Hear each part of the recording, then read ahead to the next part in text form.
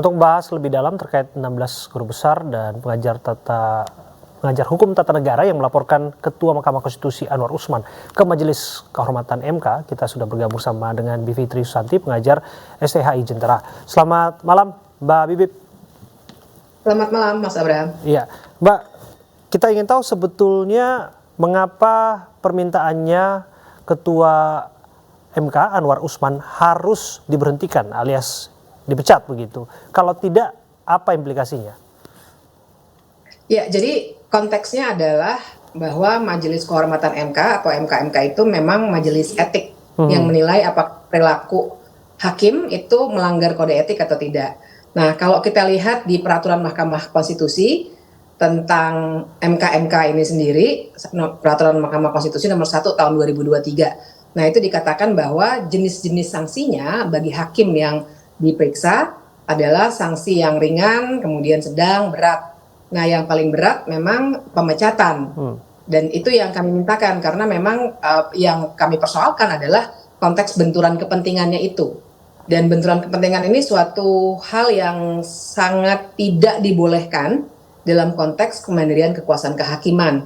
Disebutkan dalam berbagai prinsip ya, seperti the Bangalore Principles of the Independence of the Judiciary, disebutkan juga dalam Undang-Undang Kekuasaan Kehakiman, disebutkan juga dalam Kode Etik Mahkamah Konstitusi.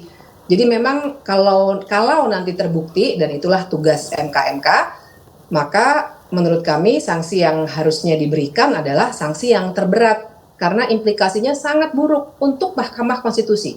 Jadi kami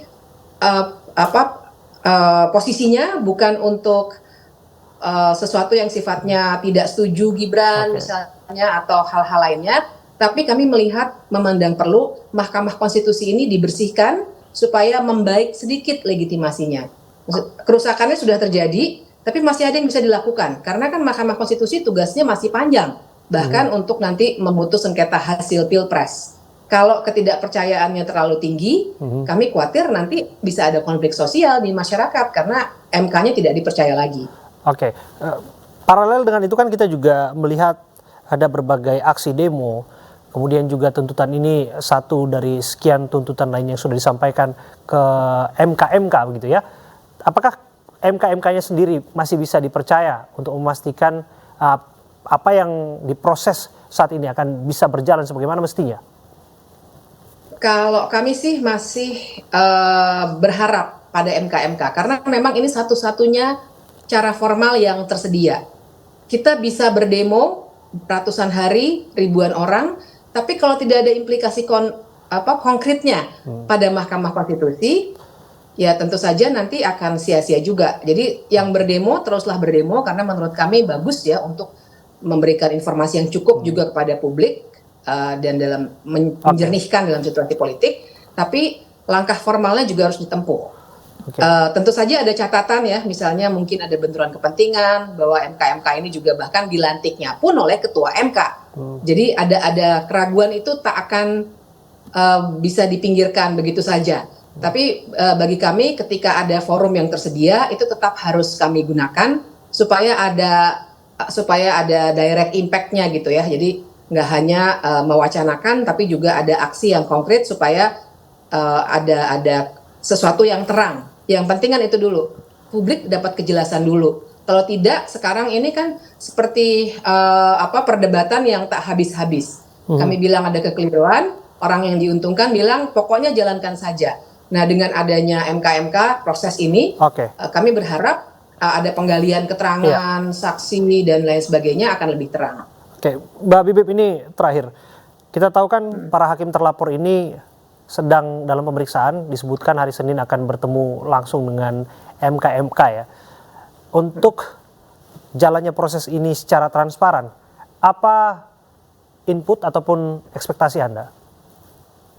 Ya, kami berharap semua proses ini dilakukan secara transparan. Memang banyak perdebatan, ini sebenarnya MK-MK nih apakah bisa setransparan itu karena sebenarnya kan dia majelis etik. Tapi bagi kami justru karena terlalu banyak benturan kepentingan bahkan antara MK-MK dengan MK karena dilantiknya itu tadi ya oleh ketua MK gitu. Jadinya keraguan ini hanya bisa ditepis dengan memberikan proses yang sangat transparan, dan pada akhirnya nanti pertimbangan-pertimbangan MK-MK di ujung juga harus secara rasional memberikan alasan mengenai pelanggaran yang sudah terjadi dan hukuman yang akan diberikan. Yang bagi kami harusnya sih memang sanksi terberat tadi. Oke, tapi pengertian yang harus disampaikan kepada publik, apapun putusan MK-MK ini tidak bisa menganulir apa yang sudah diputuskan oleh Hakim Konstitusi. Betul Mas Abraham, ini memang sangat penting karena banyak yang mengalami kebingungan. Memang MK-MK itu semata-mata etiknya. Jadi dia tidak mengoreksi putusan karena dia hanya etik.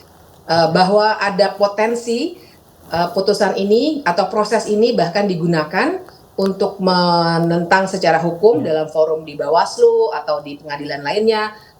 Resiko hukum itu ada, tapi putusan MK-MK sendiri tidak akan menganulir putusan 90 yang sudah dikeluarkan. Oke, karena sifatnya final dan binding itu ya. Terima kasih Mbak Bibip atas waktu Anda berbincang bersama kami di iNews Prime. Selamat malam.